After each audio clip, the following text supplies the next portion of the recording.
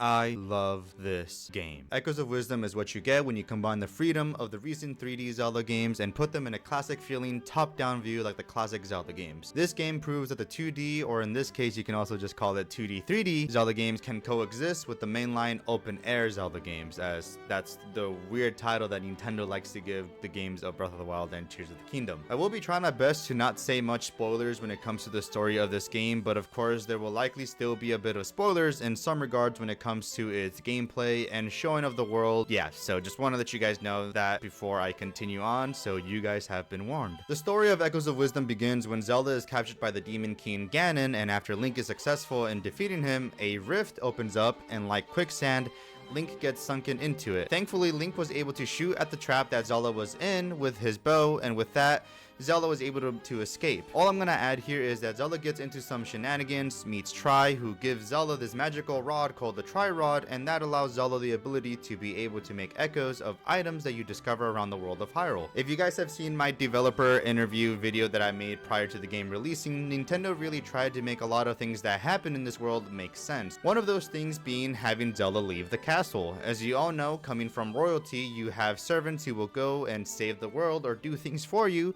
but adding these rifts that are consuming the world of Hyrule makes it feel like that there really isn't anything that can save Hyrule unless it's Princess Zelda herself. Especially since, like I mentioned, Link got sunken into one of these rifts. Nintendo really tried to even add some references to classic Zelda games for people like me who are a huge Zelda junkie.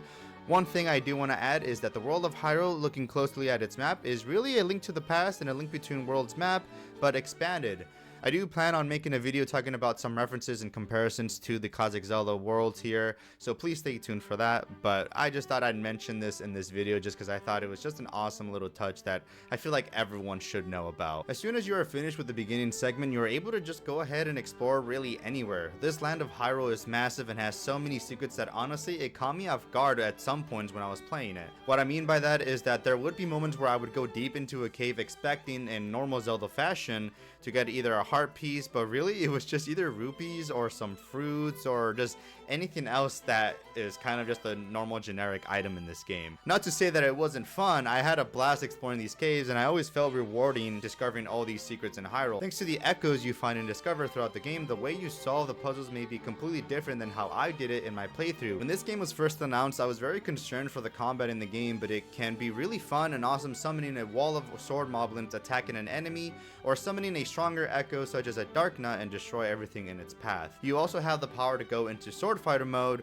that basically transforms Zelda into a shadow form of Link. Though with this, you have a bar that gives you a limited amount of time to be in this form. Think of it as your magic bar and it depletes when you use this form. The only way to replenish it back is when you destroy the dark versions of enemies in the rifts or the ones that come out and attack you in the overworld.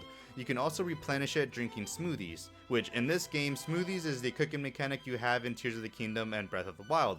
Combining different recipe items gives you different types of healing effects or boosts in your defense and such. Everything when it comes to the gameplay is amazing, but there is one thing that I haven't listed here that I think makes this a massive game changer, and that is you now have the ability to target enemies. The system that you can do in 3D Zelda games is now something that you can do in a top-down Zelda game, and makes it so much easier to attack flying-like enemies, and seeing this makes me weirdly enough excited for a future top-down Zelda game where hopefully this mechanic would return. This was the very first thing that I noticed when I first started my playthrough, and honestly when I first targeted at an enemy, my god was I so hyped. Gameplay wise, I enjoyed every second of it, but coming from the story though, it was for sure in my opinion better than the most recent Zelda games that we've gone. There were some things that I wish was explained a little bit more. Maybe in the future I will go a bit more in detail about it, as I am really trying to keep this spoiler free. Nonetheless, I enjoyed my time exploring this brand new yet familiar Zelda world with the princess herself. I enjoyed seeing her finally getting the recognition that she deserves and not being seen as a simple damsel in distress. The ecosystem makes perfect sense for ability for her to have, and the overall beginning and middle of the plot in my opinion is the strongest. It really is the ending area for me where it does falters a bit, making it feel a bit more rushed in my own personal opinion. There are just some key points that just kind of felt like, oh okay, this is now endgame. and I don't know, I just felt like there should have been a little bit more to lead to it. I also want to add here that this is of course using the same engine and art style of 2019's Link's Awakening remake, and there are moments where the game stutters and drops in frames, but for me it never really was anything that ruined my experience with the game.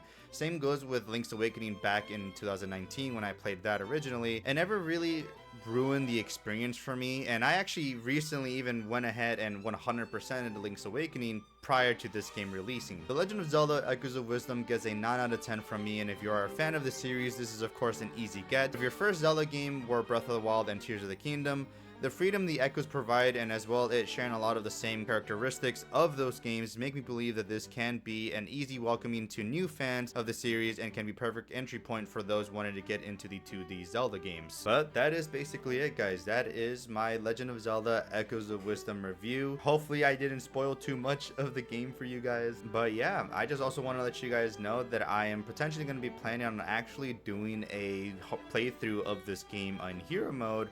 But the way how I'm probably going to be doing is I'm just probably going to be live streaming it here on the channel. I still haven't really picked out the dates of what day I would like to do it. It all depends just on my schedule and just my, you know, everyday life schedule. But I know that I would love to start doing that either this weekend. I might either do it this Saturday or this Sunday. So just please subscribe and stay tuned, and you'll be notified whenever I go live. That is basically it for me in this video. I hope you guys all enjoyed, and I'll see you guys all in the next one. Bye, guys.